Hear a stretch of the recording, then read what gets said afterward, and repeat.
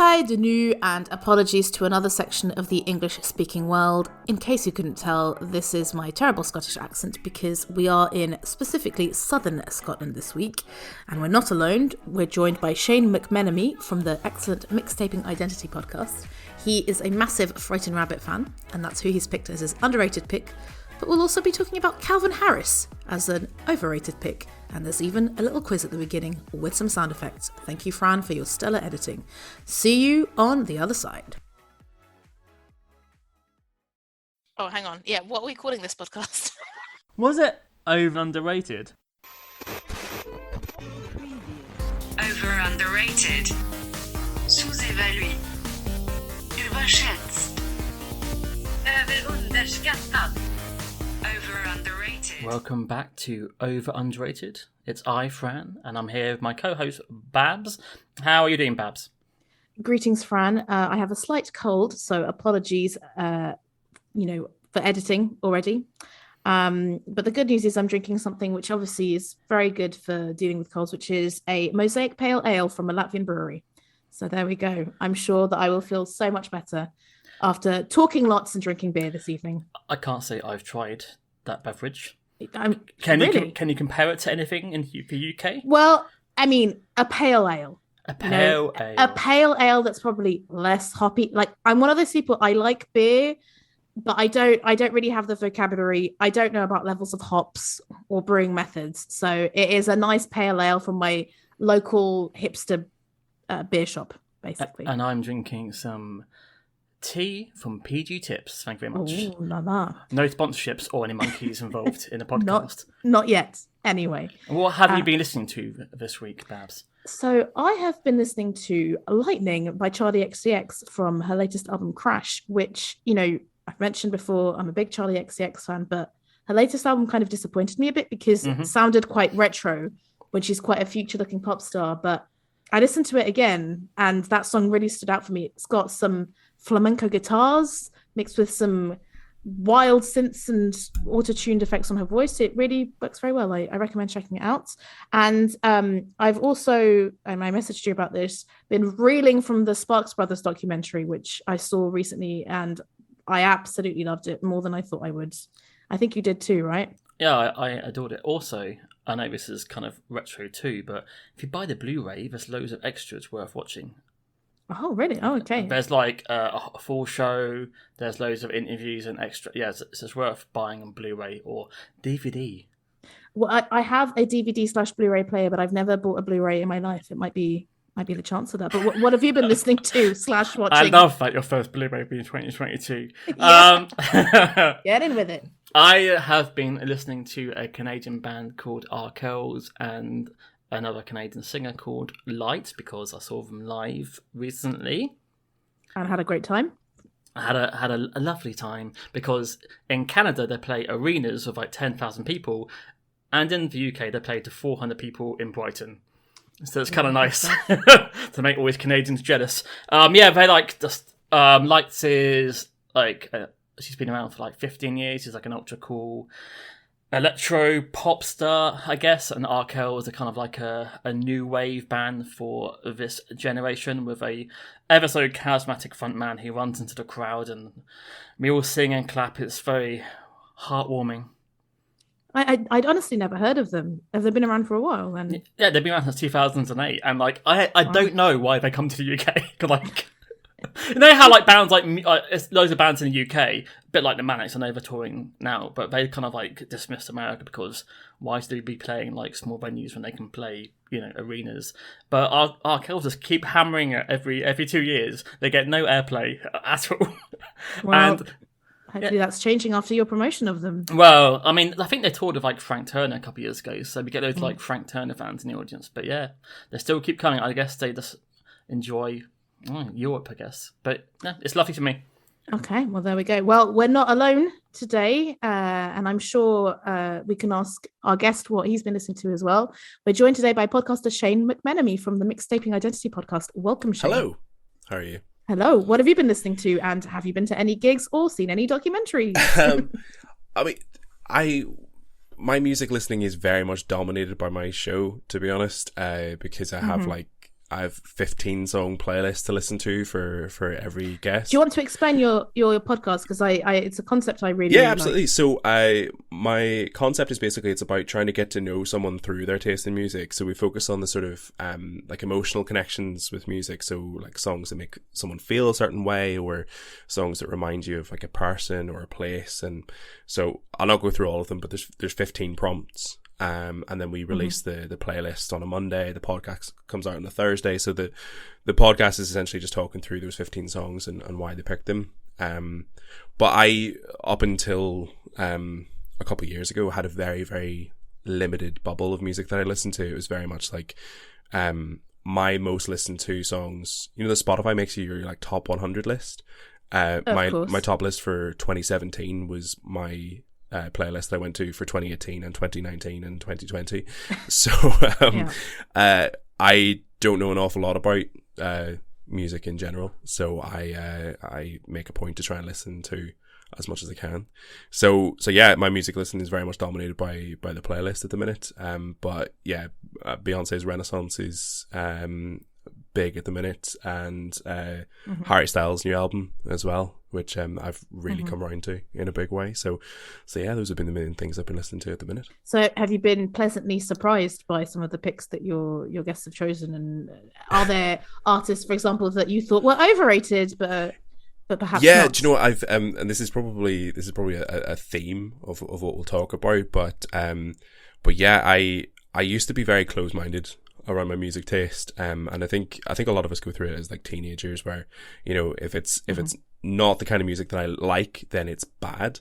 And yeah, the more I've been doing the show, the more I've been sort of I try to be very open-minded about the music that people put forward, because, you know, if I had people pick 15 songs that were important to them, and then they came on the show and I sort of shat all over them, then I wouldn't get many people coming back. So I have to be very upbeat and positive, and yeah, like I've come around to an awful lot. I think the main one, I think Harry Styles is a big one, because I really couldn't stand him, and I think he's incredible. And Carly Rae Jepsen is another good example, because I sort of wrote her off as the I really, really, really like you girl, and, you know, Call Me Maybe, and she has 2 albums which are absolutely insane, and yeah, now I listen out for her new stuff, which, yeah, if you said that to me as a teenager, that I'd be really into Carly Rae Jepsen the way I am now, I would have I wouldn't have liked it, let's say that. But yeah, so she's a big one that I've really come around to, for sure. I've definitely heard, because there's a certain album of hers that people keep banging on about, like a one-word album that I can't remember off the top of my. Is it not? I want to say Lights, but that's the name of the band that Fran just promoted. I know the one you mean. Emotion. There we go. Yeah, Emotions. I feel like I think it was. I mean, Fran, you will. Well, I don't. I think you know this reference. You know, Dan from A Gay and a Non-Gay, who's really into metal. He's really into Emotions by Carly Rae Jepsen. So I was like, okay, that's an interesting person who normally wouldn't be into that kind of pop music and he's not the only one. I've definitely seen it at, you know, like non-pop people really recommending it. I think people compared it to Taylor Swift's 1989 as being like a perfect pop album that, you know, can span more than one genre. Yeah. So I think it's like a gateway for a lot of like non-pop fans, I guess. But one of the good things about streaming is that you can like dabble in other genres. 100%. Like in the CD market, you may be too embarrassed to go and buy an album, but now you can secretly, you know, play at home. So that's one of the positives. And secretly, you know, you were talking about the Spotify Wrapped, Shane.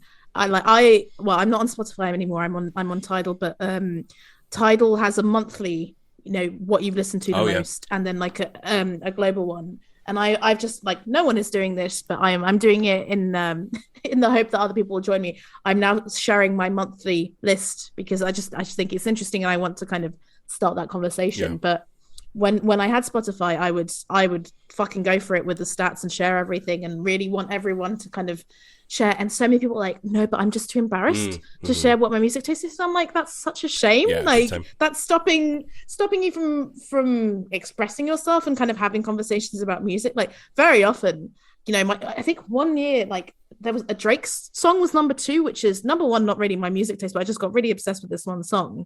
But it's like, I don't care that it's Drake. Who cares? He's got 1 or 2 good ones. When Spotify first came out and you could like follow people on Spotify via Facebook, I think I knew people who would log out to listen to certain songs. No, because they knew their friends could monitor them. Yeah, it was that sad. No. That makes sense. That's sad. I'll tell you something else I've been listening to quickly before we move on. There's a song by Jackie Lumsden, who's an Australian artist, and the song is called Closer. She's like, this is very hipster. Like, guaranteed no one listening will have heard. Here we go. You're moving back into the hipster credentials. 100%. I see you, Shane. Absolutely. I see you. Yeah. So yeah, she was a guest on my show, but genuinely I'm a fan now, and just in the whole like that sort of pop music sphere, Carly Rae Jepsen, Taylor Swift, it's a very 80s vibe, very synthy. She is incredible. She's a song at the minute called Closer, and one out previously called Florence, and both I think are perfect pop songs. So highly recommend to anyone who's into that kind of music. Very good. Some good recommendations there. But yeah, can I ask you, Shane? Because the reason I discovered your podcast is because I'm absolutely obsessed with Auntie Donna, the Australian sketch cheer. I've only listened to 2 or 3 of your episodes, but most of your guests are Australian. Yeah. I presume that you're based in Australia, but you're based in Belfast. Yeah. How did that happen? Good question. There's a few different avenues really, but it's all been through word of mouth. I got into Australian comedy through a couple of different ways. There's a podcast called Finding Drago. Don't know if you've heard of it. Highly recommend. It is a like a true crime investigative kind of podcast, but it's comedy. The stakes are very, very low, and it is genuinely hilarious. I think it's one of the best podcasts ever made. But I got to know a couple of people through just being a fan of that. I got to know someone through Twitch, and his partner is a fairly successful comedian, Emma Holland, in Australia. And yeah, she knows Michelle Brazier, who's in with Auntie Donna, and just, yeah, word of mouth. So a few different avenues, but yeah, it's been a bit strange. Spending a year of my life spending talking to Australian comics and getting to know them pretty well. But yeah, it's been a lot of fun. But we are not in Australia today. We are not in Ireland or England or even Belgium, where I am. We are in southern Scotland, such is the theme, the very loose theme of today's show. So Shane, is that the official title? That's the official theme. Southern Scotland. Southern Scotland. Yes, the official theme is Southern Scotland because the Overrated act is from Dumfries and the underrated band are from Selkirk. So I looked at a map of Scotland and I was like, well, it's Southern Scotland. I mean, unless you can think of something else, Fran. Overrated. But anyway, so Shane has chosen both acts and created both playlists today. So Shane, do you want to tell us who your overrated act is and why you've picked them today? Yeah, so I mean, as we sort of said, the link is slightly tenuous. So to be honest, the reason I picked the overrated act is because I wanted to start with Frightened Rabbit and work my way backwards. But yeah, I've picked Calvin Harris as the overrated choice. I'll say it's not that I really dislike Calvin Harris. I think his music is fine. I think the main thing that I really don't like about Calvin Harris is that I feel like his music is very cynically produced, very commercially driven. And I think that there's a couple of songs that we'll talk about, but I think he's very good at sort of capitalizing on trends and things that are popular. But for me, there's not any real substance to that, and I think that's fine. But I do think that it sort of put him on this sort of, I don't know, this tier of being almost like a global superstar, and I personally don't think the music actually reflects that. I think that's a result of some very clever marketing, which as a music fan just leaves me a bit cold, to be honest. Fran, I don't think we've ever talked about Calvin Harris, so I have absolutely no idea how you feel about him. Well, 2007, I was DJing, and I remember playing Except in the 80s a fucking lot because the kids loved it. So yeah, he's strange because he was like an electro pop artist for the first two albums, wasn't he? He was writing everything, he was singing, and he was touring Calvin Harris, the singer. And then he slowly started to work with Dizzy Rascal, and then he kind of like vanished and came back as like the superstar Calvin Harris DJ with loads of like big stars, and he wasn't singing anymore. And that seemed to be what he was selling to America.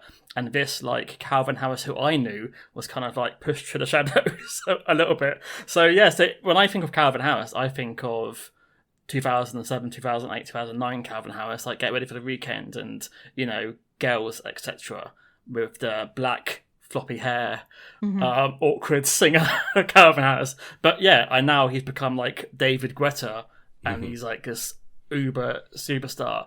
But I listened to some interviews and stuff today, and he reckons that he gets bad reviews because people who listen to his music are guys in their 50s who were from bands and they don't understand him. And it says, does he get bad reviews? Yeah, he reckons he gets bad reviews. As a DJ or for his records? As a producer. But he reckons that if someone was ever in a studio with him watching him produce, they'd understand how much work he puts in it. He says, it might sound easy, but I fucking spend a long, long time. And he does play, like, live bass. Like, I think he does more production and he's more of a musician than say, like, Deadmau5, like his contemporaries. That's what he says. So I think he's a bit touchy on So he says, I don't care about bad reviews because they don't know anything. Yeah, okay, they may have, like, slugged around, like, heavy equipment from bar to bar when they're 18, but, you know, I stack shells in a safe way. So, and worked in a fish processing factory. There you go. Well. Yeah. Yeah, it's strange how he sort of like went from like a kind of like a cool indie electro personality to this like Hollywood megastar sleepy DJ, which is kind of strange. But Babs, do you got a similar timeline or? Ish, because I like you. I remember that Calvin Harris. And generally, I like Calvin Harris. I like both eras of Calvin Harris. Acceptable in the 80s. I'm Not Alone, such a banger.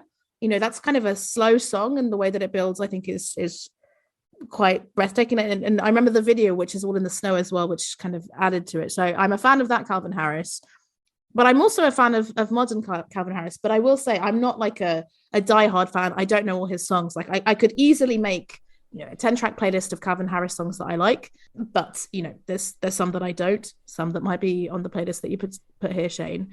But yeah, as a person, he seems like a prick. I mean, the way he treated Rita Ora and Taylor Swift, that's kind of documented. And although I do like that he's a fan of Lemmy, speaking of comedians, like there's this video of Lemmy reacting to Calvin Harris being like, oh, I fucking love Lemmy. And Lemmy's just going like, thank you, Calvin Harris. And there was a story about how Lemmy tweeted like all these celebrities that unfollowed him, and Calvin Harris tweeted at him like, don't worry, man, I've got your back for life. which really made me laugh. But despite him coming across as a bit of a prick, I think he does make good music. And yeah, I think, Shane, I get what you were saying about like, is it kind of chasing the trends? Is it cynical? Like researching this and listening to this, Fran, it reminded me of the kind of Puff Daddy episode that we did, where it's like, he knows how to pick his collaborators, and they're wide ranging, and there's megastars and maybe not such megastars, and he's definitely very good at profiling female vocalists as well. But yeah, I came in thinking like, is he overrated? I don't know. But then I looked at the numbers and he has 53 million listeners, monthly listeners on Spotify. He is the 14th most listened to person worldwide, and he is the richest DJ in the world. And I wanted to test you guys on who you think are the top 10 richest DJs in the world with a little quiz before we get into the playlist. Oh, shit. Quiz time. So Calvin Harris, number one, net worth in 2022, $300 million. The second DJ I have to say I've never heard of in my life. He is Italian and he is worth $200 million. Any ideas from either of you on Italians? It's not Dr. Fox from Capital. It's not Dr. Fox from Capital. It's not it's not Nick Grimshaw either. See, Italian. See, I think I'm going to put both of you out of your misery because genuinely, I'd never heard of this guy. Have you heard of Gianluca Vacchi? No. So he's some multi-millionaire playboy who like DJs on the side. He has like 22.5 million Instagram followers. Like No one I know follows him, and yet he is worth $200 million. Okay, One of them. Let's get that. Yeah, that one out of the way. Now, number 3, definitely you'll have heard of. He is from the Netherlands, although I didn't realize he was from the Netherlands. And his name starts DJ. Tiesto. So, Tiesto it is. £170 million. Yeah. I was surprised by him being so high. I don't know about you, but there we go. Is it Aki or Aku the guy What? on the list? Is he? Oh, sorry. Guess what, Fran? That's next. Steve Aoki.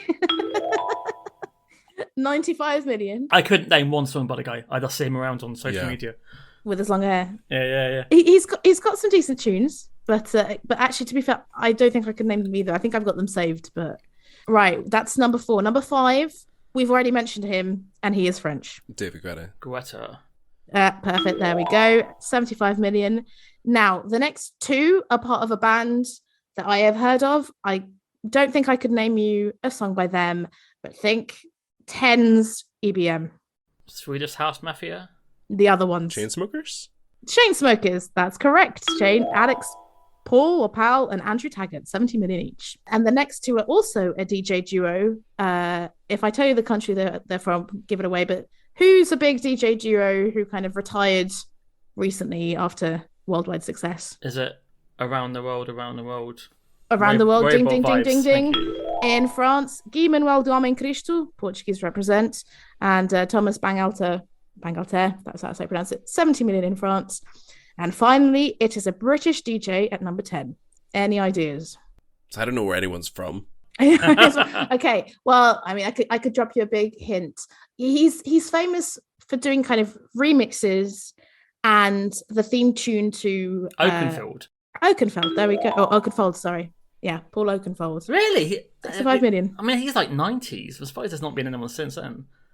Yeah, I think not even the Artful Dodger can outdo Oakenfold. Unbelievable. Exactly. So I mean, Calvin Harris is the top performing British one, but he's the next one. So anyway, I hope you enjoyed that mini quiz. I found it interesting because number 1, I hadn't heard of a few of them, and number 2, Jesus Christ, who knew that Chainsmokers had done so well. So sorry, who's the Swedish guy who passed away? Avicii. Oh, Avicii. Yeah. I suppose he's not in it, no. But I'm guessing it would be his estate now. But yeah, I guess Deadmau5, who you mentioned, isn't on there either. So there we go. But just to finish off the Calvin Harris thing, I think this is an unpopular opinion, but I much prefer scruffy brunette Calvin Harris to fucking chiseled action man Calvin Harris. I think he's a lot more charming. Yeah, aesthetically, for sure. Like, he just looks too perfect. It's like, scruffy is my vibe.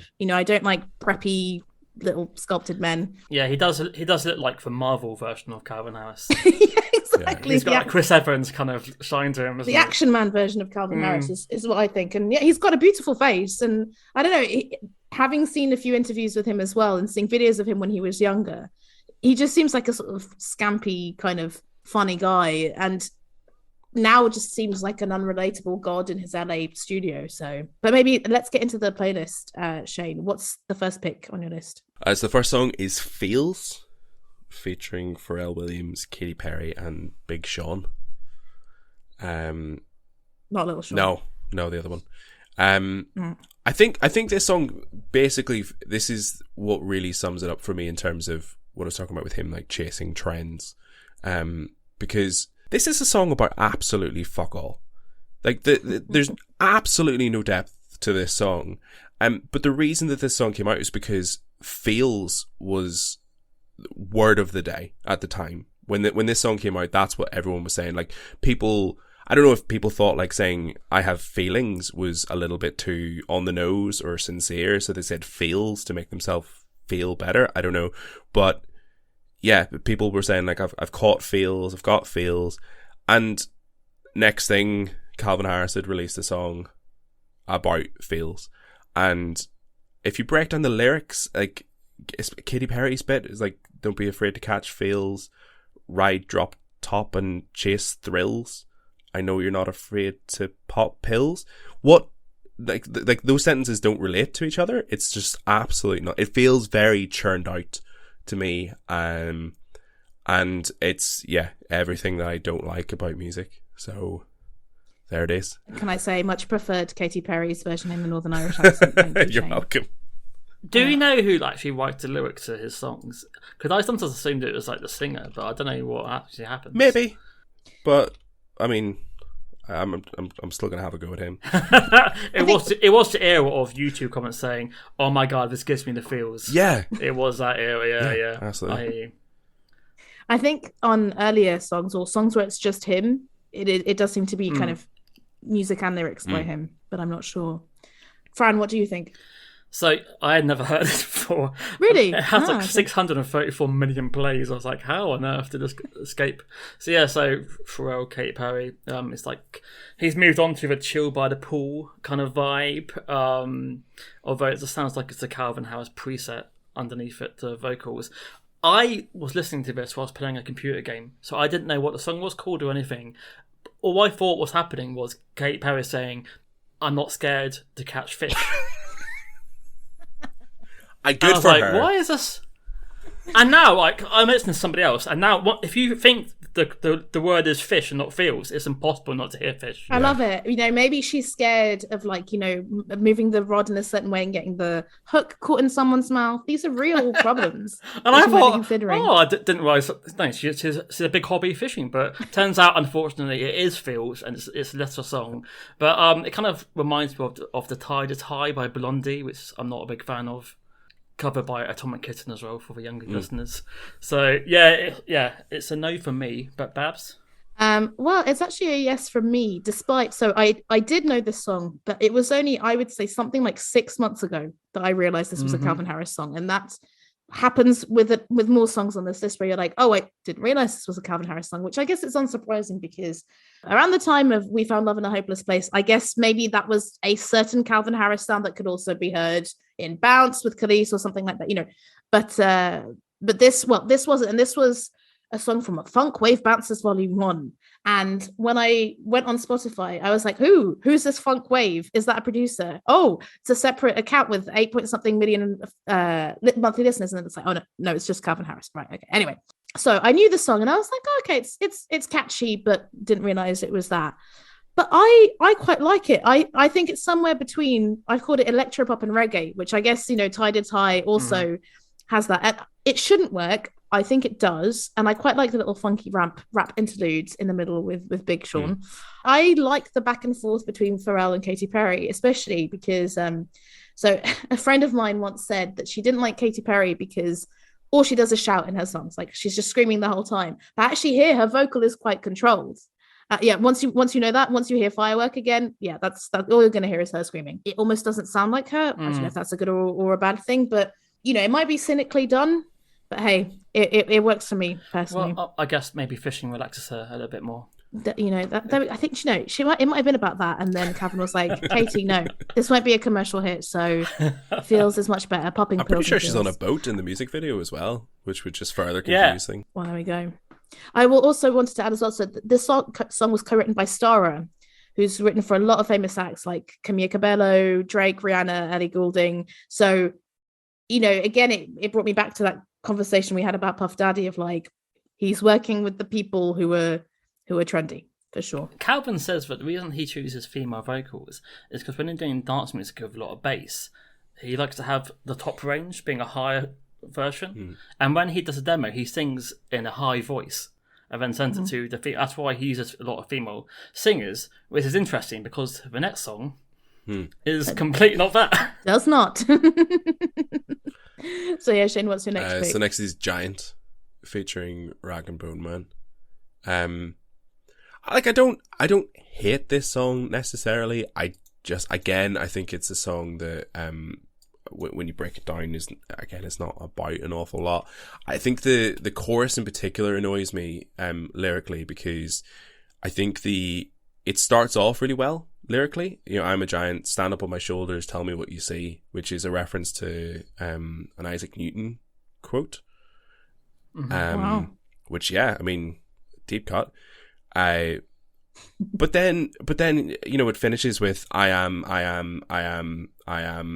a giant, and again lyrically it feels like someone's like read the Isaac Newton quote and thought like we can get that in there somewhere, and then just completely run out of ideas as to how to flesh it out. The rest of the song's okay. The other reason I picked this is because of the video that I sent the two of you earlier, of the keyboard player in this song, which I thought was a great sketch.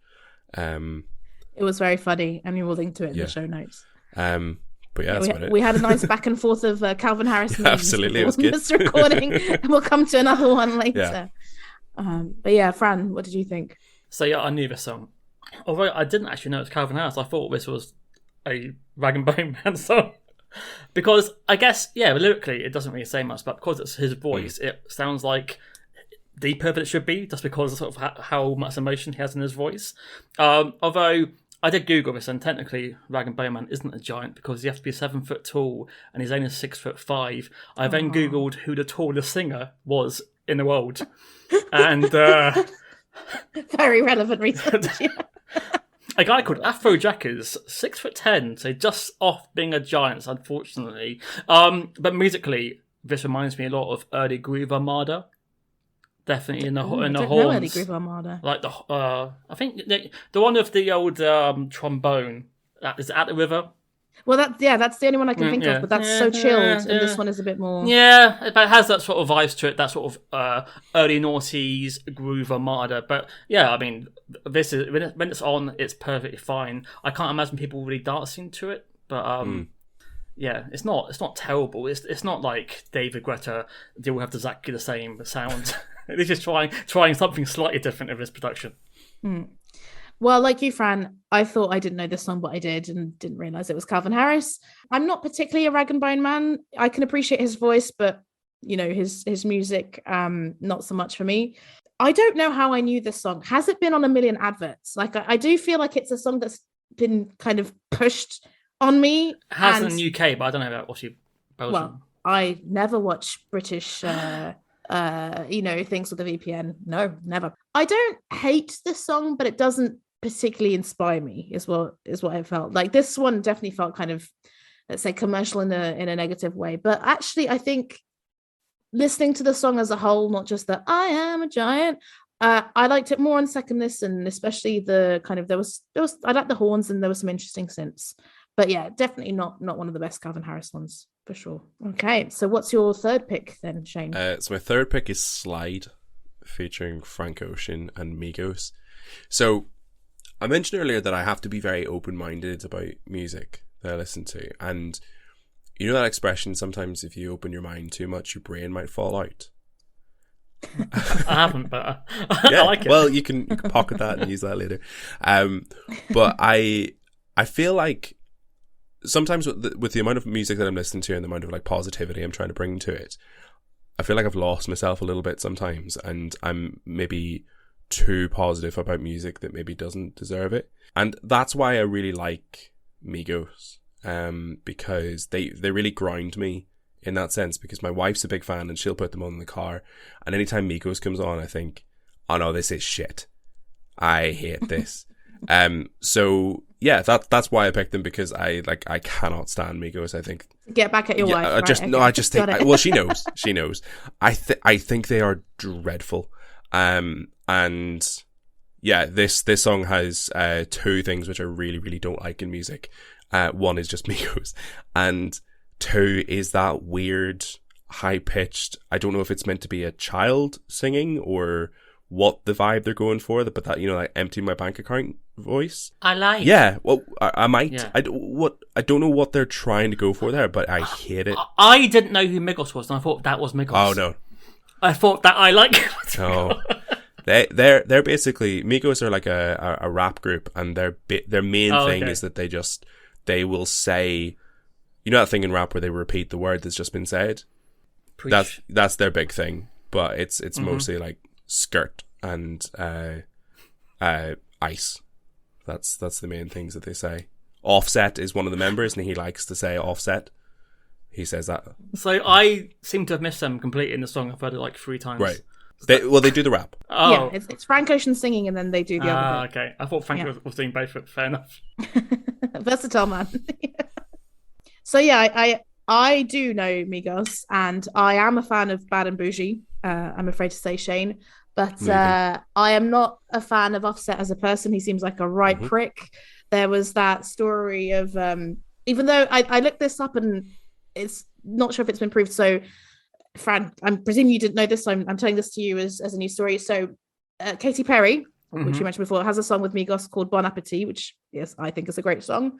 And she was performing it with them on Saturday Night Live. And the story goes that apparently she was meant to perform it with some drag queens. And they were like, if drag queens come on, we're not going to go on. But apparently that might not be true. But then at the same time, and I didn't know about this, I went deep on the Wikipedia page of Migos, Shane, so you don't have to. Apparently, they rapped a line in 2018 which had the lyrics, "I cannot vibe with queers."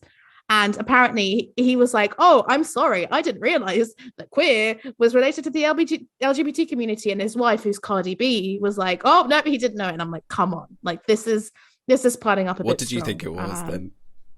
Yeah, well, it was just, what did he say? He assumed the lyric was using the definition of queer that is defined as eccentric and odd. And it's like, mate, we're not in the 50s. No. Come on. Like, yeah. In the same way that gay means happy. Yeah. Exactly. There's also a great clip of Katy Perry on stage with Migos where she mimes Offset as he says Offset, and it is the whitest you've ever seen someone look. It is beautiful. It's so good. I will have to go and look at that. Babs, are you aware of what Katy Perry's doing currently in the UK?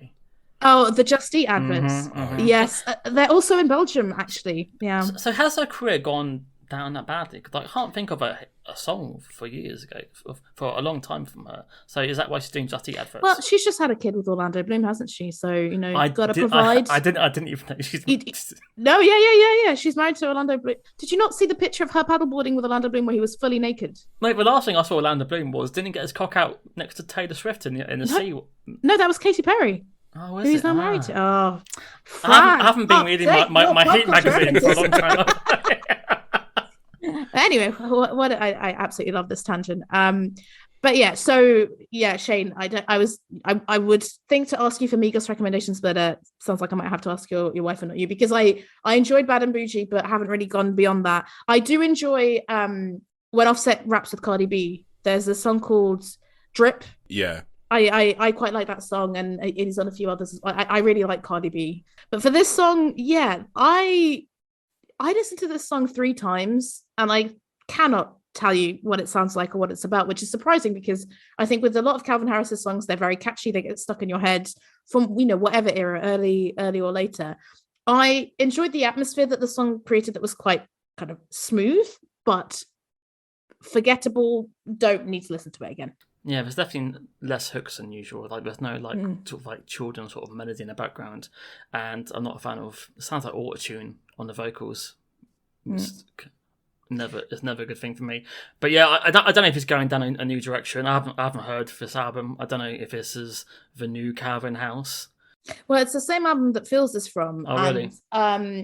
That I found this article from a publication called Your EDM, which was very positive about it. It said when Calvin Harris unveiled Slide, he also introduced an entire new sound, and I was like, did he really? And it said, once known for his progressive and pop EDM sound, he switched over to a more R&B, funk, and hip hop sonic palette. And I'm like, okay, maybe he has, but this is not an entirely new sound. Like, this is 2017. He's not the progenitor of it. Calm down. New for him, but yeah, it's not a brand new sound. Not new for the world.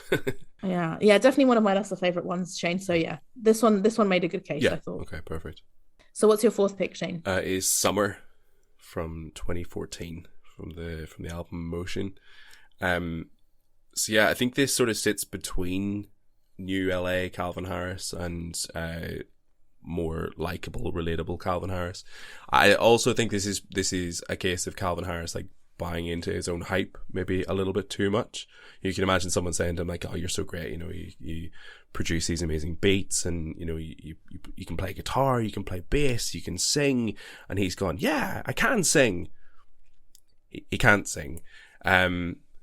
It's just not good, is it? I also think this is another example of very cynically produced music. I think this is music written with a target audience in mind rather than something that he wants to say or something that he wants to make for himself. I think this is like directed toward, I think this is, when people say like this is the song of the summer, I think he's taken that phrase and tried to write the song of the summer, which again just sort of it just makes me feel a little icky listening to music like that. So that's his voice is obviously not great on this, and I don't really like the way it's written. So those are the two main things for me. Because we all know about the song of the summer is Star Punk's Get Lucky. Of course. Yeah, every summer. Of course. Every summer. I knew the song. I guess it's got a decent hooky melody. Yeah. I guess tops off in Ibiza. You're gonna love it. 100%. If this is more of a David Guetta kind of side of Calvin, it's just like one of the last times he sang, because obviously he was a singer when he first came out, and he said that like the reason why he took a step back from the electro Calvin Harris, because he never felt comfortable singing on stage. He hated that version of him. So it's interesting that when he got big, he went back to being the singer, although, I mean, doesn't really show a lot of his vocal talent in this, rather than repeating the same line again and again and again. But yeah, it's catchy as fuck. It does what it does. I'm sure at a festival, when this was playing in between bands, I'd probably dance along to it. But, you know, Babs?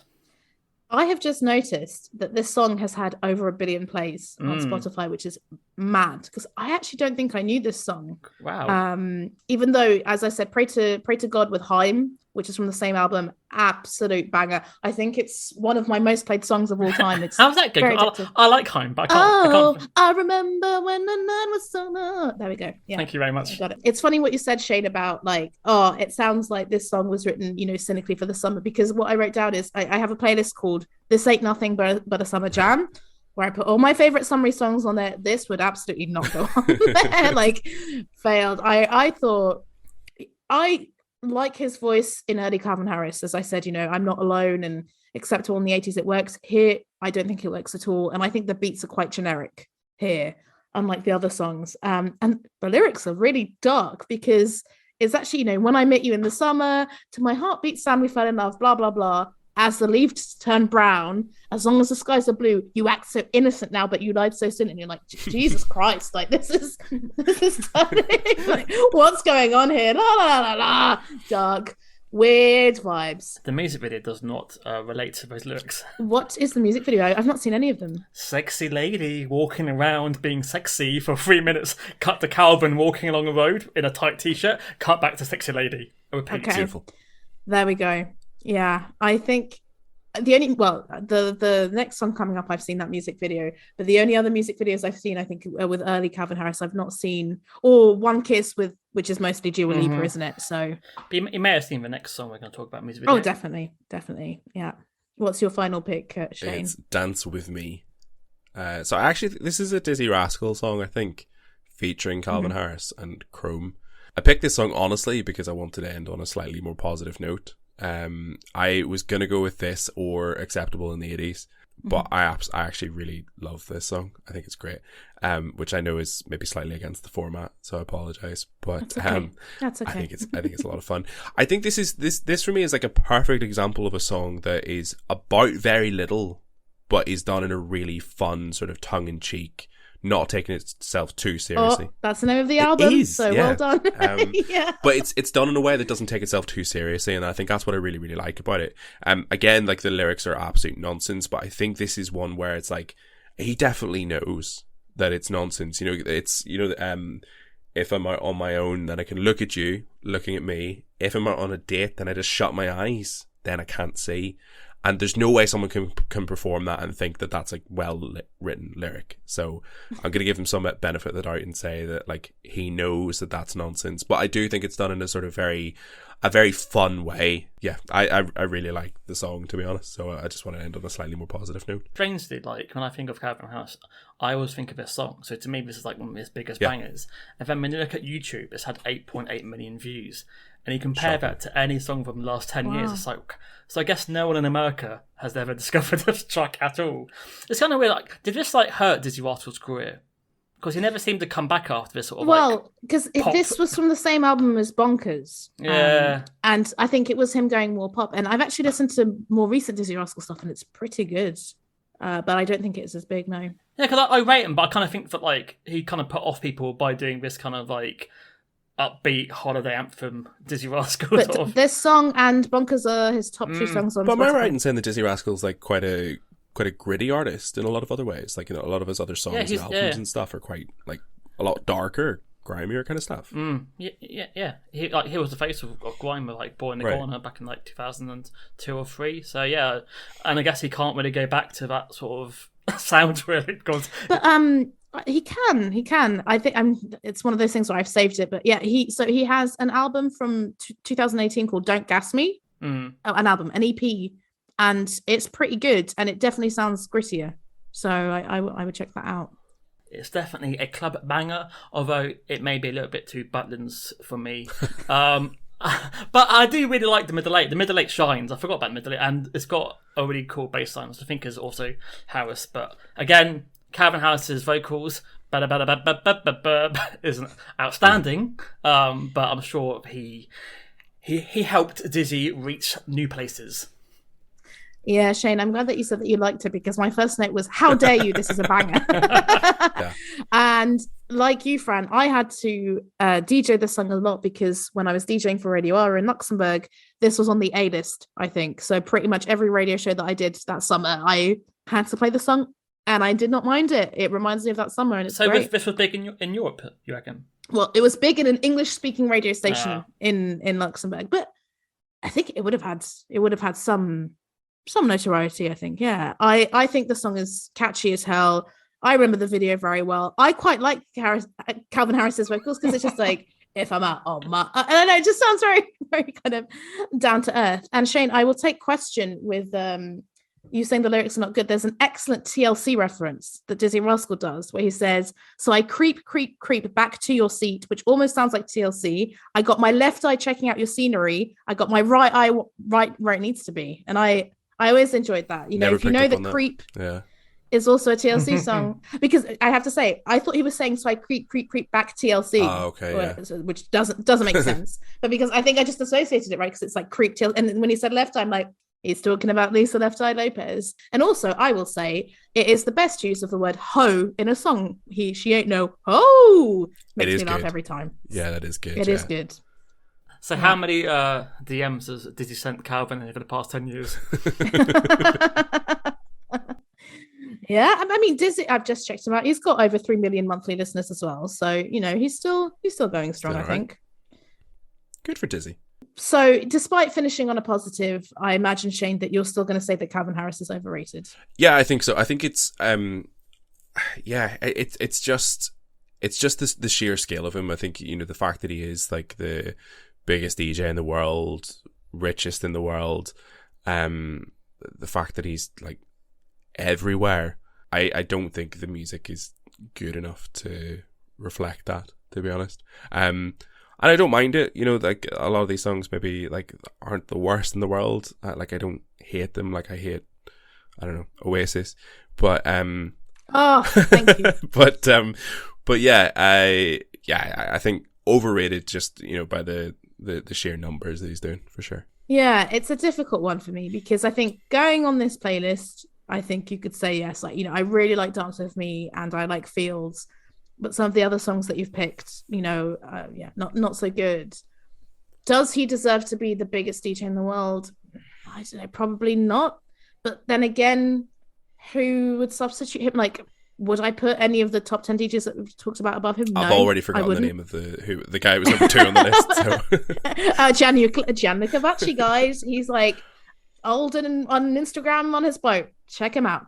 But I don't know. I can't quite bring myself to call him overrated, just because when I was looking at his discography, I was like, God, there really are like quite a lot of his songs that I like.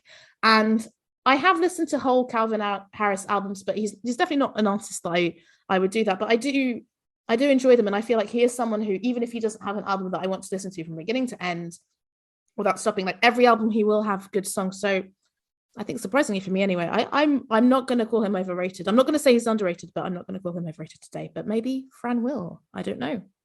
I think that a little bit like Elvis Presley was the right guy at the right time. I think Calvin Harris became big as EDM became massive in America. He and pretty much said that. Because he's a white, handsome guy, he became massive. So I think he's slightly overrated because I don't think he deserves to have maybe 1 billion listens constantly. His music's perfectly fine, but I think other DJs can do it as well, or maybe better. So I would say, who would you put as your top DJ? I mean, putting you on the spot now. But if it's dance music though, I prefer there's other dance music over Calvin Harris. But obviously he's got the chiseled looks, and you know he worked for the social media audiences, I guess, of the last 10 years. It's interesting how Deadmau5, obviously he has no personality. Calvin Harris does, so did that make him slightly bigger because he was an actual personality rather than a big head? Who knows? And Calvin, I mean, he did work for it. I didn't realize that, like, you know, he was in Scotland working kind of in this fish processing factory, saving to go to London, went to London for a year, kept trying to get vocalists to sing over his beats. He's like, I met like one person and it didn't work out, so I went back to Scotland to try again. And he does say, at least in the interview that I saw, he was like, I think I happened to be in America at the right time because suddenly dance music became really popular. So I think if it was a bit more of an egomaniac, I would dislike him a bit more, but I think he seems reasonably down to earth for someone of that success. However, I forgot to mention this, and you reminded me of this fan talking about him as a white guy. Do you know why he called himself Calvin Harris? So he said, my first single was more of a soul track, and I thought Calvin Harris sounded a bit more racially ambiguous. I thought people might not know if I was black or not. After that, I was stuck with it, which is mad. Like, absolutely, like, stuck with it. What is a black sounding name? Like that, you know. I love to hear his soulful vocal he was doing back in those days. Yeah, so that I was like, oh god, I knew that fact before this episode, but that really was like, oh, that's a really dumb, you know, at worst ignorant, at best ignorant, at worst kind of just a racist. So I that put me off, but yeah, I think I can kind of agree with everyone here, you know, like I can totally understand, Shane, why you think he's overrated, but he has got some songs, some good songs, and whether they're cynical or not, I think I don't mind as much if they're bangers like Dance With Me or Pray to God. Do you like music and do you like podcasts? Chances are you like music podcasts. Take this one for example, Pick a Disc. I'm Matt Latham, and every fortnight a guest comes on to Pick a Disc to talk about an album for any reason that they want to. They'll talk about the album as a whole, we talk about songs, we talk about any personal stories about the album, and if they've ever seen the band live, and all sorts of other crazy tangents. And if any point any of that made you want to listen to Pick a Disc, then you can find us on your podcast apps of choice, or on the Facebooks and Twitters and Instagram under Pick a Disc. We're also on the We Made This Podcast Network on WeMadeThisNetwork.com, and on Twitter at @we_made_this. Goodbye. Underrated. Now that the overrated is done, Shane, who are you bringing today as your underrated pick from Southern Scotland? So my underrated pick, yes, and I picked them because they're from Southern Scotland. Of course you did. Is Frightened Rabbit. So Frightened Rabbit are, I don't know, like an indie rock, indie folk kind of band from Selkirk, Scotland. Hugely important band to me personally, for a number of different reasons, which we'll probably get into. But I think just the complete opposite of what we're talking about with Calvin Harris. I think the main thing that draws most people to Frightened Rabbit is the lyrics. Scott Hutchison, who's the lead singer, writes all the lyrics and is basically a poet. I think everything that he writes is absolutely gorgeous. He writes about some quite dark themes as well, which is I don't know, as someone who has had problems with my mental health in the past, I think that is so important that people are open about it and talking about that kind of stuff. Without wanting to bring the tone of the podcast down too hard, but but I've suffered from depression in the past, and one of the symptoms of depression is basically your brain is telling you that you don't have depression. Your brain's telling you that there's nothing wrong with you, while you know that there is something wrong with you. And that makes it very, very difficult to get help and to talk to people about it, because you feel stupid. You feel like there's nothing wrong with you.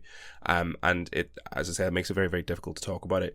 So having someone who's gone through similar kind of things in the past and has dealt with the darkness and is writing about it from a much more hopeful place is really, really beneficial, because one, it gives you that hope that things will get better, and two, it also just makes it real that, you know, these things that you're going through are real, and it's important that you acknowledge it and address it. So yeah, I think there's a lot that I could say about Frightened Rabbit, but I think they are an amazing, incredible band, and lyrically, I don't think there's anyone like Scott Hutchinson anymore, basically. When we were talking pre-record, Fran was filling me in on Frightened Rabbit because he knows much more about them than I do, right, Fran? Well, I didn't know till today, but yeah, I mean, I've known the band since maybe 2010. I think they supported Gomez on tour, and right. They're one of the only sort of support bands that sort of stood out, because sometimes you can kind of ignore, but obviously with his emotional vocals and obviously singing a song with fucking will always make it stand out. So yeah, it's when I've heard like Keep Warm, I was like, oh, this sounds quite different. So yeah, I've been a fan since for the past 12 years and followed them, and always kind of thought like they never really reached their peak. Everyone kept saying, oh, this album, they'll be big after this album, and then it didn't happen, and then it didn't happen, and obviously sadly, you know, it won't happen. But yeah, and I was telling Babs, like, they're a bit like Idlewild or other bands. There's two sides. There's the rocky indie side of the band, and then there's the more delicate emotional side of the band. And I guess this playlist is more to the more delicate sounding. Like for Holy, Holy is my favourite song, which is more rocky, more upfront. So so there's two sort of sides to the band. We always discuss that we're not really massive lyrical fans in this podcast. It's always the music first. So people find it mad that I'm into bands like Frightened Rabbit and The Smiths and I don't really listen to lyrics. But I think it's how he sings. It's his performance that can grab you. And like, so on this podcast, doing research was maybe the first time I probably read the lyrics to some of his songs. So it's been quite interesting. But I've seen them 2 or 3 times over the past 12 years, and I just wanted Babs to know that there's a different side to Frightened Rabbit. Like there is a more like energized indie rock side, which maybe she wouldn't know that. Yeah, because you know, unfortunately, like I think a lot of people, I only really know about this band because unfortunately the lead singer passed away. And that's the story. I think that unfortunately that's how a lot of people know about them. And I was really surprised to see that Nicola Sturgeon kind of tweeted condolences for him. He clearly touched a lot of people, and that's obvious. And it's quite nice to see, especially when you see the lyrics. But I mean, obviously, Shane, you don't know me, but when I saw Americana, The National, influenced by Ryan Adams and Wilco, that is very much not my music taste. So I was like, you know, what are we getting into this? We've done the Hold Steady, and they might be, you know, we've done The National. I'm used to this road. But yeah, I would say probably that your playlist is more on the India folk side of things. So when literally just before you came on, Fran was like, go listen to the Holy, and I was like, oh, okay, so they do have this kind of indie side. But wait, do you like that side as well, or is it really like the focus big side? Time? And I think I really struggled to get it down to 5. Sure. Basically, is the issue that I had. And I ended up picking songs that were significant in some way and had some sort of like story behind them. And I've spoken to a few of my friends about this because one of the things we got to know them because they supported Death Cab for Cutie back in like 2008, and I couldn't go to the gig. So I missed it, and all my friends then when they came back were talking about Frightened Rabbit and how great this band were, and because I was like, what, I'd been like 17, I was very bitter and decided I didn't like Frightened Rabbit because they were all talking about it and I couldn't go to the concert. Love the teenage logic. Even your friends who have the same music taste as you, like, no, I'm not going to like the same stuff as them. Mm-hmm. So yeah, it took me a while to get into them, but yeah, so I've been talking to a few of my friends about like songs that we pick, and I tried to cover like sort of like various different albums and stuff, and if I was picking 5 songs to try and convince someone to get into Frightened Rabbit musically, I would probably pick 5 different songs. Mm-hmm. Maybe The Modern Leper and The Loneliness and the Scream would be 2 that would make it in, but I think like Holy would be there. Get Out, The Woodpile, Nothing Like You, I think is the song that was probably the most unlucky in terms of making it onto this list, because I think it's an absolute banger. So yeah, I love everything that they've ever done. So yeah, getting it down to 5 was a bit of a struggle, but yeah, I like both sides. It's always a challenge. I mean, these guys have got, is it five albums? I think the moment you have more than 3, it is difficult to whittle down that playlist. The first album's quite different though. It's more like a solo project, I kind of thought. Yeah, it is a little bit. Yeah. And I don't massively connect with that album because I think it is quite challenging musically, and I'm not as into it. I think there's some nice themes in there and some nice lyrics, but I think the Midnight Organ Fight, which we'll get on to, is the album where it really hit home for me. Yeah, and that album even had a fan with Charlie Simpson from Busted, so it must be good. Any excuse to put in Busted. Well, I mean, I could have mentioned Death Cab for Cutie and Biffy Clyro before. I was not expecting to see Charlie Simpson on Wikipedia talking about them, so there you go. Yeah. Okay, well, let's get into it. Shane, what's your first pick? So the first pick is the Oil Slick.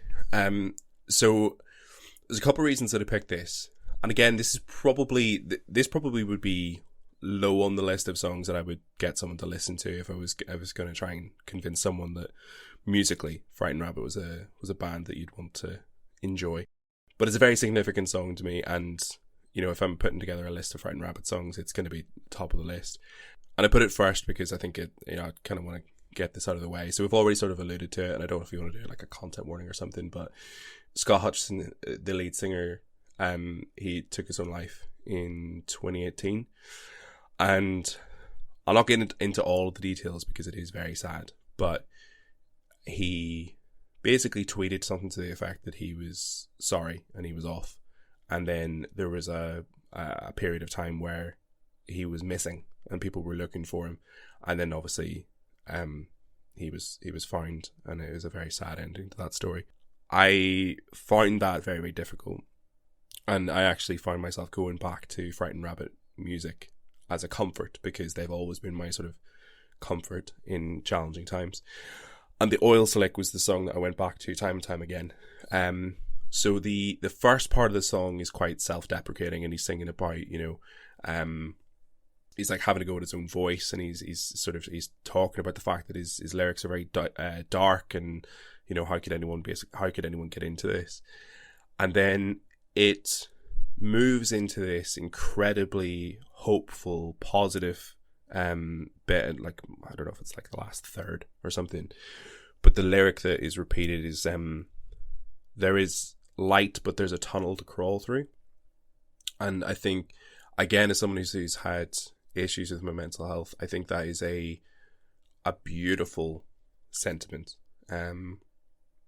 because I think, we need to draw a distinction between mental health and mental illness, of course, but I do think that that's something that it's a much more useful and realistic sentiment for people who are having a difficult time, rather than saying, everything will be fine and it'll all work out.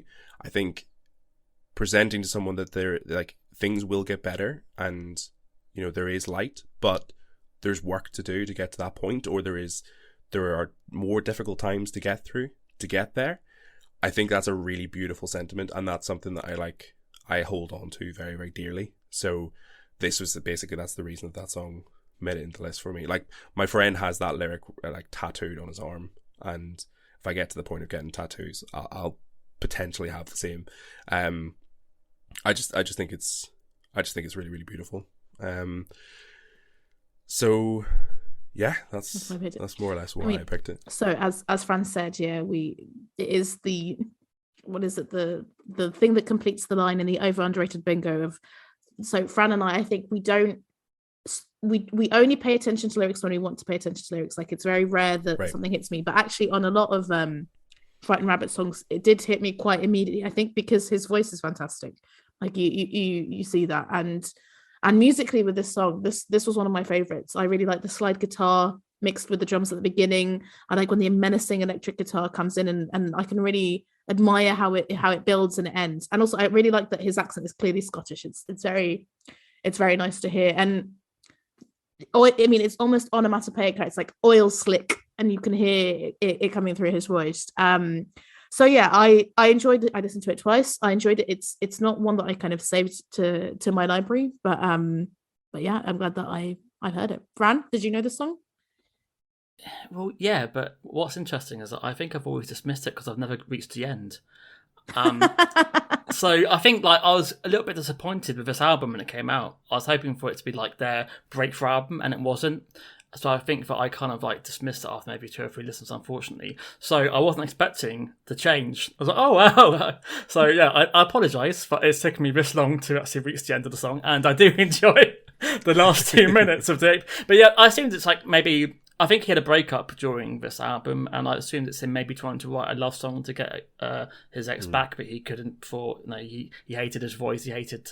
So yeah, it's another self-loathing track. This can be hard after when you hear what's happened. But I'm always interested to know, like his brother Grant is in the band. Like how did his brother deal with seeing these lyrics and singing these lyrics? It must be kind of hard for him, I guess. Yeah, big time. Yeah, but I think the thing about there's a few songs that are maybe even more difficult than this one, but I think the thing that really appeals to me about Frightened Rabbit is even though he's writing about very dark things, he has said in the past that he makes a point of trying to end the songs on a more hopeful note, whether that's like lyrically or even like there's certain songs where it's just like a chord or a note that is a little bit maybe more like a little bit more positive than the rest of the song, because he talks about these songs as a celebration of where we've come from rather than dwelling in that time. And obviously, yeah, you know, in context, looking back at certain lyrics, I think it'd be very, very difficult.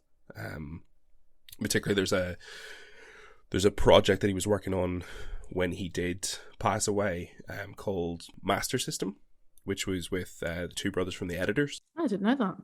There's a few songs in that are it's a lot more rock and roll, and you might enjoy it.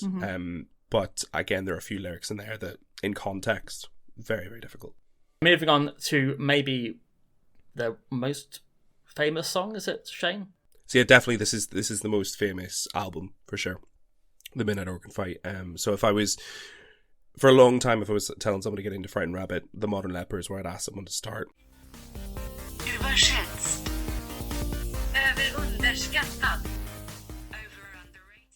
What I really enjoyed about this song is how exposed his voice is, especially at the beginning, because it's just the acoustic guitar.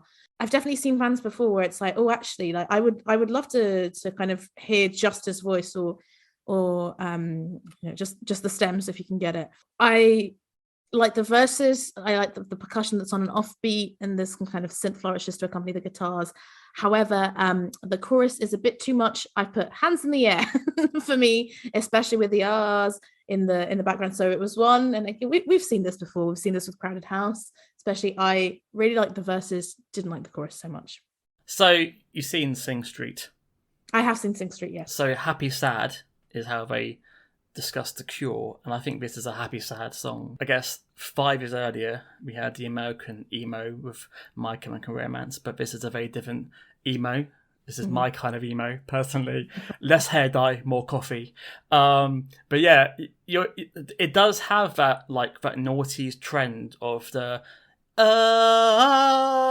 you know, like in the 90s we had like, oh yeah, and like that sort of like, yeah, the noughties, a lot of early noughties, there's a load of like pop songs that had, oh yeah, hit me, oh yeah.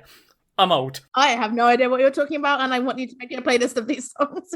A lot of Stock Aitken and Waterman songs. Okay.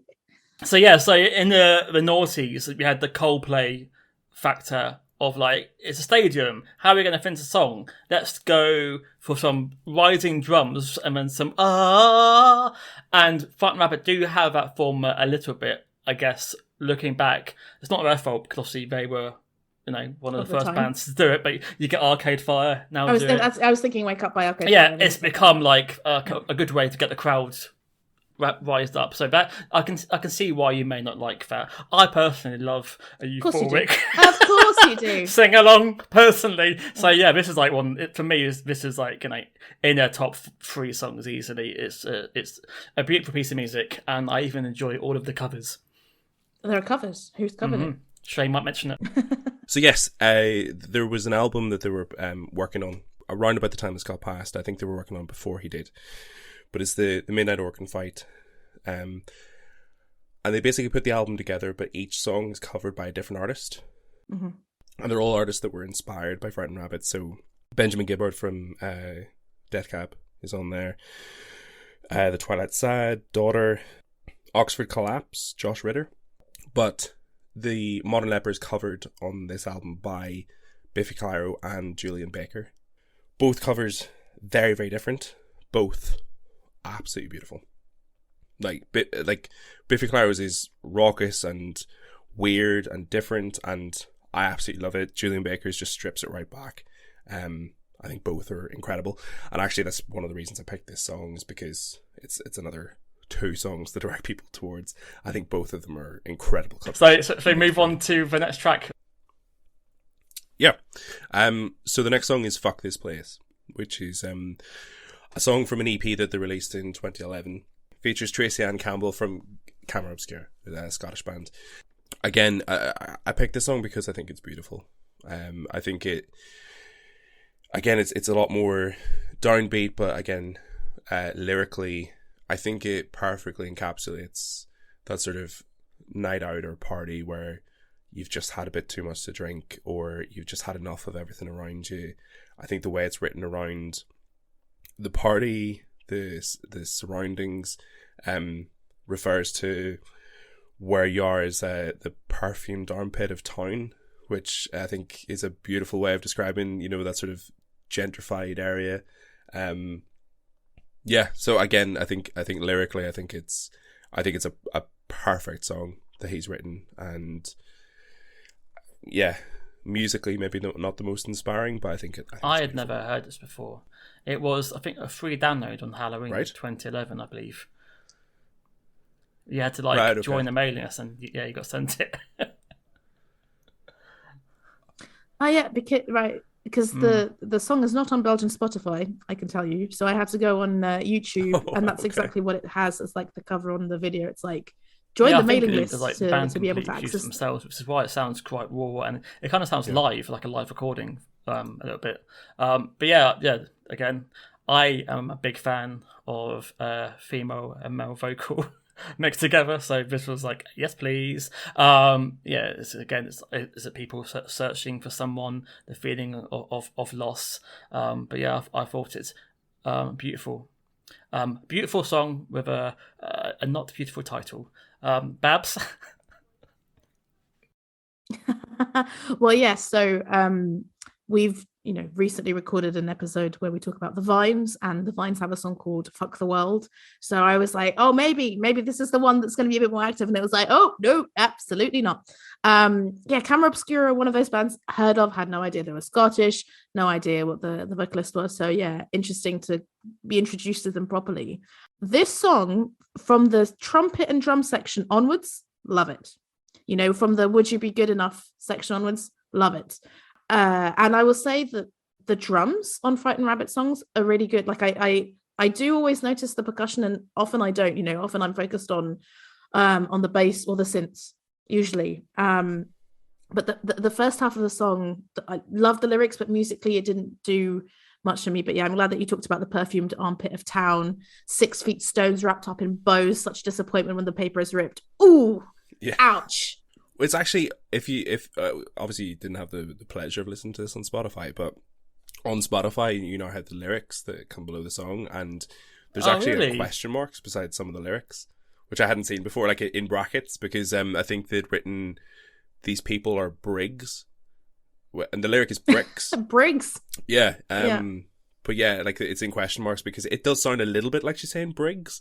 But then obviously someone's like written that and then gone, it can't be Briggs, can it? That's not a thing. It'll do. So what's your next track, Shane? The next track is Architect.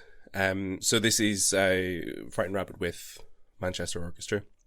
The reason I picked the song again is another one that's very significant to me because I was very late to the party on this one. I only found this song in like 2020.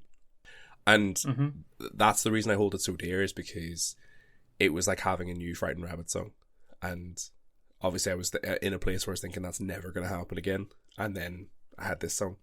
And again, it's very sad. It's a very, very sad song. But I just think it's absolutely beautiful. And yeah, I can still remember hearing that for the first time and hearing him sing, you know, don't waste your time on me. I'm just an architect. I've built nothing. And I don't know, it just took me right back. So it's a song that's very, very special to me. But I think it's just a beautiful song and incredibly written. I discovered it yesterday. And I've even put in my lyrics. Okay. It's nice to find there's some undiscovered magic still on the internet, because I had no idea. Because sadly, when you type in Frightened Rabbit on Spotify, this does not come up. I know that because I made a best of Frightened Rabbit last year, and I went through the entire back catalogue. So this is underneath just architecture of Manchester Orchestra. So yeah, again, it's I must make a playlist called Delicate Duets. And and this will go on there. And yeah, there's also a great YouTube clip of them on a sofa playing together. This is worth checking out. But I will say to Babs, you know, there is a B-side of Scott covering "Don't Go Breaking My Heart" with Craig from Homesteady. So you know, there is a fun side to discover as well. It's not so you know, maybe try that as well. Just to say it is not. I love how you're preempting what I'm going to say before I even said it. What I think I realized today, and I think I realized it because yesterday I wasn't in a bad mood, but I was in a I don't want to work mood, and I blasted Overgrown Eden by In Me and Bring Me the Horizon's latest album, and those are two albums with very self-loathing, very self-hating lyrics. For some reason, that chimes with me more, maybe because they're screaming it, maybe because the music is very loud, than music like this, unfortunately, because what I felt by this song, because this was the fourth song, I was like, it's very harsh what I'm going to say, especially when it not happens, but I'm like, okay, we get it. Like self-loathing, you know, even though I appreciated, like, it cuts through. Like when he says, don't waste your time on me, I'm just an architect. You're like, it does absolutely hit you in the face. But because musically, I've written, and again, I'm sorry, Shane, this song sounds like a song chosen by an unimaginative music supervisor to put over some images of green rolling hills. Sorry, that's what it sounded like to me. I was just like, oh, it's kind of like, I wrote this before I met you. Have you heard Manchester Orchestra, Babs? No, I was going to ask, like, what it, because is it a string section? I couldn't. No, it's a band. It's an American band. Okay. And it starts out being a bit heavier. I would say they're heavier than Frightened Rabbit, although they do have their melancholic side. I'm a big fan of Manchester Orchestra, so for me, it's win-win. Tick. But again, this is why we do the podcast, right? So you get two different sides. But I really wanted to have that conversation because, like, I think maybe within me and Bring Me the Horizon, even though, like, I'm sure it comes from a similar place, I don't know, like, it almost makes me laugh because I'm just like, this is so ridiculous. I say it's all over now, blah blah. I just, you know, all the usual stuff. Maybe because this is so earnest, I just can't handle it. And I think I love listening to sad music, but I think when you listen to sad music, you want it to make you feel better. And I think with lyrics like this, or even, I don't know, something like Lana Del Rey, where it's also very kind of woe is me, I'm just like, oh, like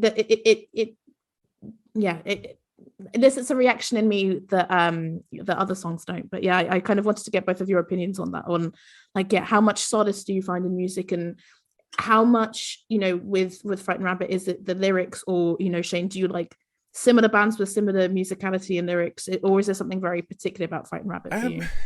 I think it is quite particular to Frightened Rabbit because, like, a lot of the music that I connect with the most is a lot more rock and roll, to be honest.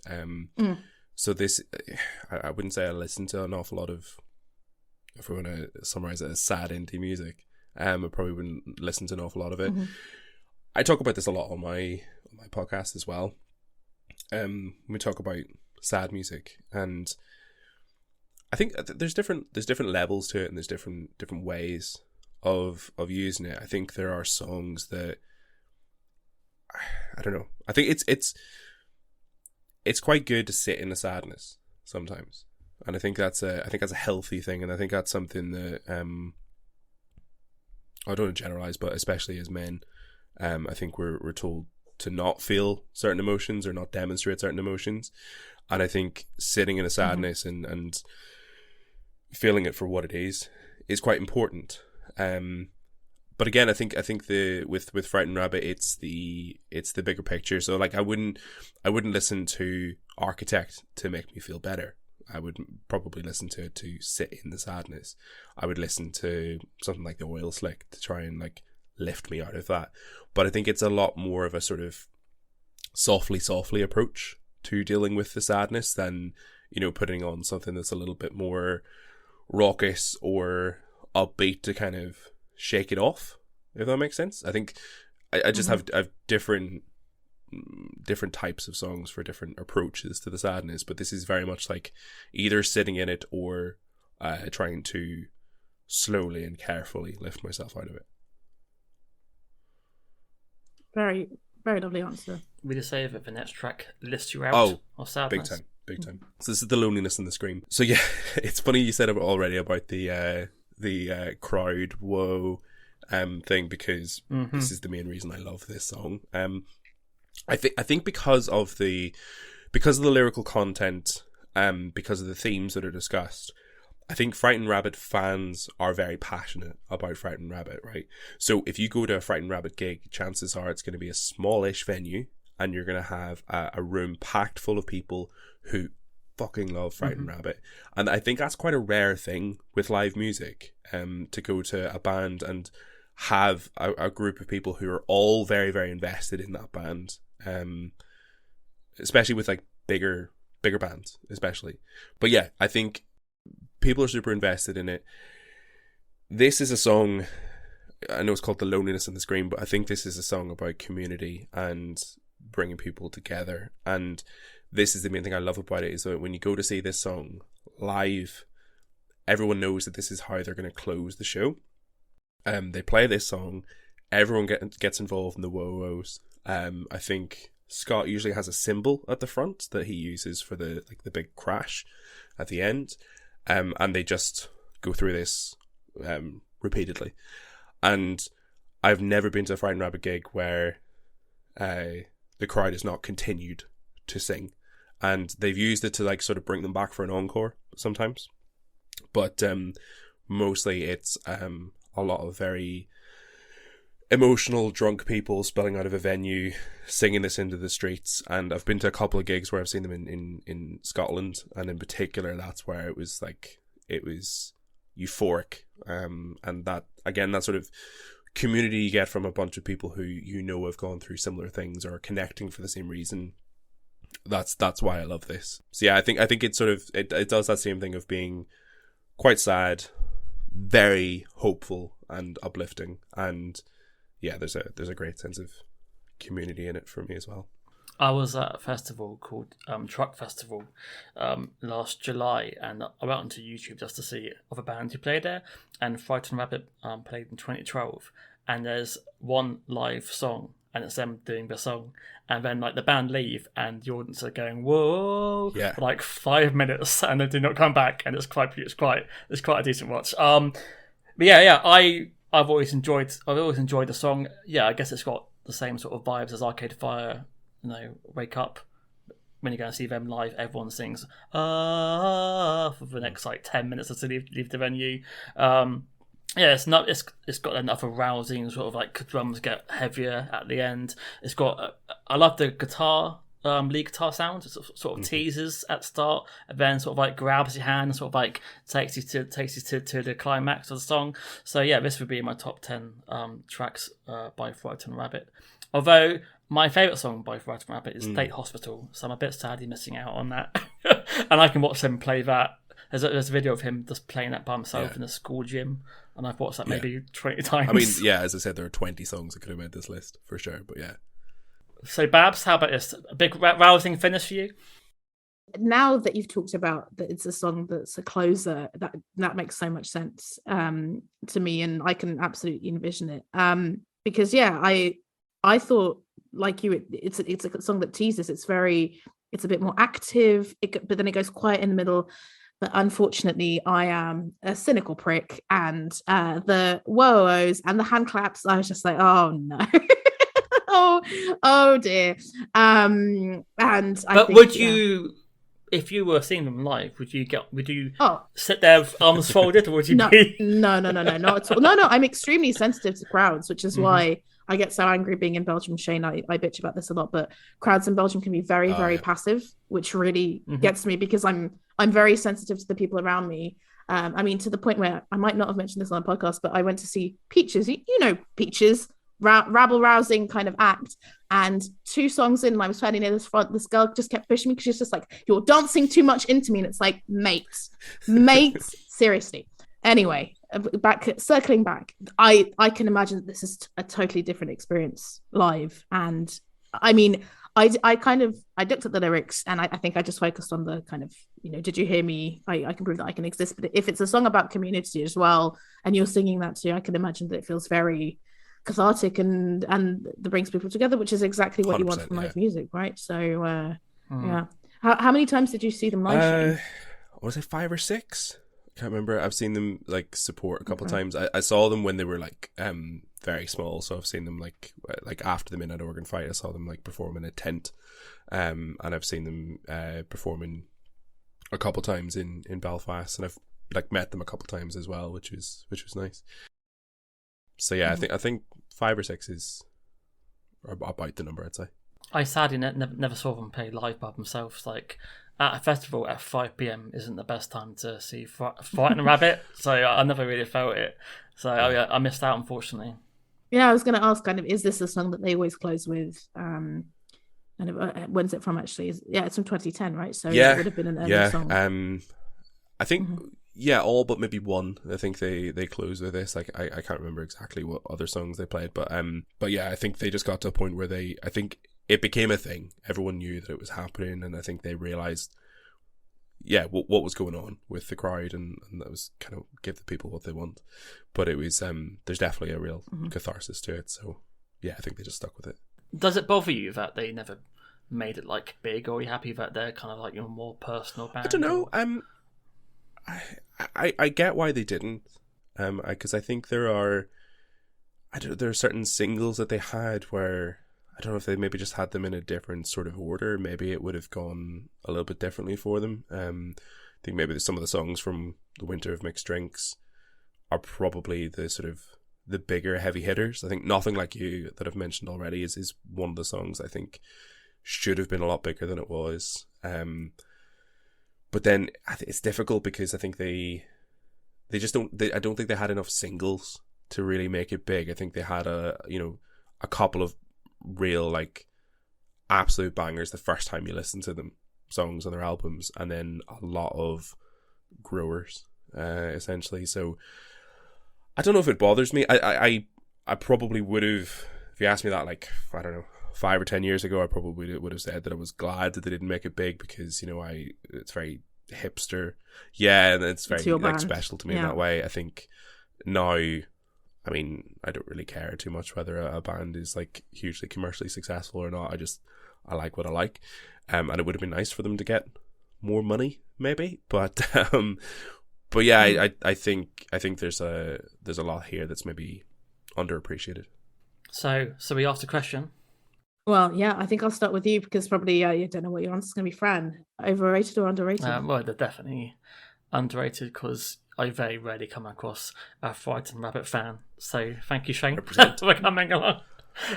They seem to be like kind of like more popular in America. To be fair, like I think a lot of the indie scene in America kind of put them under their wing, and a lot of bands from that noughties American scene, were using them as their tour support, but alas, it didn't quite happen for them. So, Babs, I'm guessing it's going to be sad news today. So, I will say that I think they're underrated because I think it's a shame that people only know them for the sad story of Scott's death. So thank you, Shane, for bringing them along and for being so open, about why you like them and why they mean so much to you, and I'm sure why they mean so much to a lot of people. That totally comes through. Like it was very, sometimes we're a bit bitchy. It's very, very difficult to be bitchy. But I was like, God, Jesus Christ. I messaged Fran before being like, I really hope you like this band because I'm worried about the notes that I've taken. They're clearly a band that have touched people a lot, but I think just on a personal level, a band where the lyrics are one of the best things about them. That's rarely going to resonate with me. But I did notice, I thought it was interesting, they have 280,000 monthly listeners on Spotify. I think their most played song has like 14 million. So it's obviously people are playing them over and over and over again. Yeah. And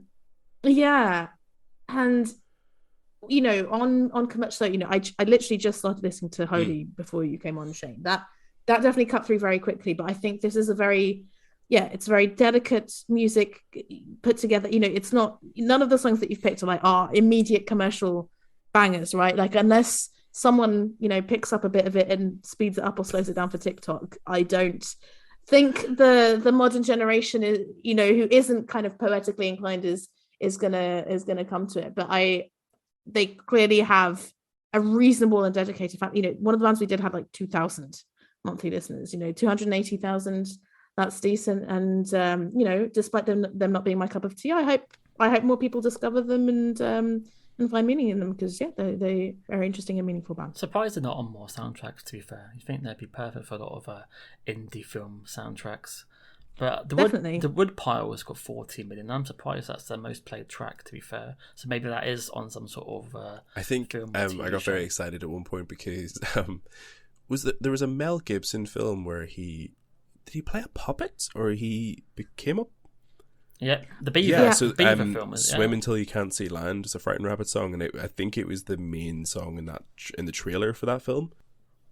That is not who I would... That was a weird moment for me being like, oh, do I like this song being used for this movie? And also I think they were using that song to advertise Campbell's Soup at the same time, which is a bit of a weird crossover. Prefer Campbell's Soup to a sexist anti-Semite personally, but to each their own. To each their own. But definitely, I was very scathing about Architect and the Rolling Hills, but definitely the songs that I preferred, like Oil Slick, definitely could be used to soundtrack. An indie film, as you say, it's indie folk for an indie audience. Well, I mean, Edith Smith gets a lot of plays, so maybe it's time for Frightened Rabbit to have their share. So, Shane, where can we find you online? You've mentioned the podcast already, but are you on the socials, etc.? Well, personally, no, because I mainly just share pictures of my 18-month-old son, and that's both personal and boring.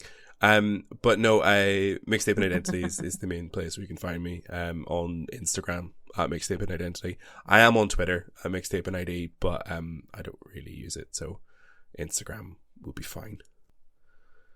You mentioned that you're on Twitch as well. Are you streaming? Oh yeah. So yeah, I am on Twitch. It's Yak Enemy is the name on Twitch. I'm very, very occasional streaming there. Like it's been once a month, if that. I've been playing Portal 2 recently, which has been a lot of fun. A friend of mine streams on Twitch. He's the Macaroni Prince. He is my best mate basically, and I'm on with him semi-regularly. So if you want to hear more of me on Twitch playing games like Fall Guys or survival games, then you can check him out, and I'll pop up every now and then.